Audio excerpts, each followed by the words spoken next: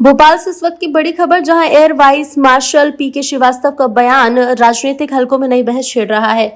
उन्होंने great Nicobar project को लेकर बेहद अहम दृष्टिकोण सामने रखा। श्रीवास्तव ने हाल ही के वैश्विक तनाव, खासकर ईरान और अमेरिका के बीच टकराव का उदाहरण देते हुए कहा कि आधुनिक युद्ध अब सिर्फ मिसाइल, ड्रोन और फाइटर जेट तक सीमित नहीं रहा।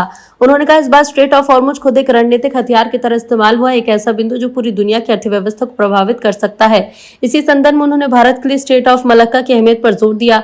अंडमान निकोबार में स्थित ग्रेट निकोबार का जिक्र कर उन्होंने कहा कि क्षेत्र भारत के लिए वैसा ही रणनीतिक लाभ दे सकता है जैसा हॉर्मुज ईरान के लिए।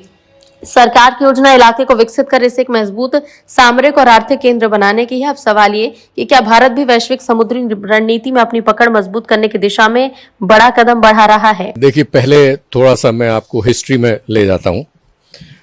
अभी हमने देखा ईरान और अमेरिका का वॉर हुआ, तो जब भी वॉर होता है तो बहुत सारे शस्त्र यूज होते हैं, वेपन यूज होते हैं। तो मिसाइल यूज हुई, ड्रोन यूज हुए, फाइटर एयरक्राफ्ट ने उधर बमबारी करी, तो ईरान को तबाह करने की कोशिश की गई। लेकिन एक अजीब सा वेपन इस बार यूज हुआ, वो था स्ट्रेट ऑफ होर्मुज। तो ये पहली बार ऐसा लगा कि वॉर में इस टाइप का भी कुछ यूज हो सकता है जिससे दुनिया परेशान हो जाए, आपका जो शत्रु है वो परेशान हो जाए। तो ईरान के पास तो ये था, लेकिन हमारे पास भी कुछ है ऐसा। हमारे पास हमारे जो अंडमान निकोबार एरिया है, उसमें ग्रेट निकोबार एक एरिया है जो काफी पास में है स्टेट ऑफ मलक्का के। तो इसलिए गवर्नमेंट ने बहुत समय पहले ये सोचा था कि ये स्टेट ऑफ मलक्का को भी हम डेवलप करें।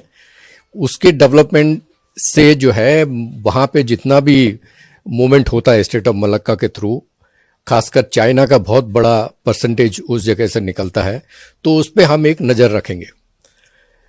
तो उसके लिए एक बहुत बड़ा प्रोजेक्ट बनाया गया। उस प्रोजेक्ट को लेके गवर्नमेंट उस पर काम कर रही थी, लेकिन बड़ी अजीब सी बात है कि हमारे जो अपोजिशन में लोग होते हैं वो नेशनल सिक्योरिटी और नेशनल इंटरेस्ट को पीछे छोड़ के अपने कुछ अलग ही एजेंडे चलाते हैं। तो इसलिए निकोबार का जो ग्रेट निकोबार का जो प्रोजेक्ट है, मेरी नज़र में एक बहुत ही इंपॉर्टेंट प्रोजेक्ट है।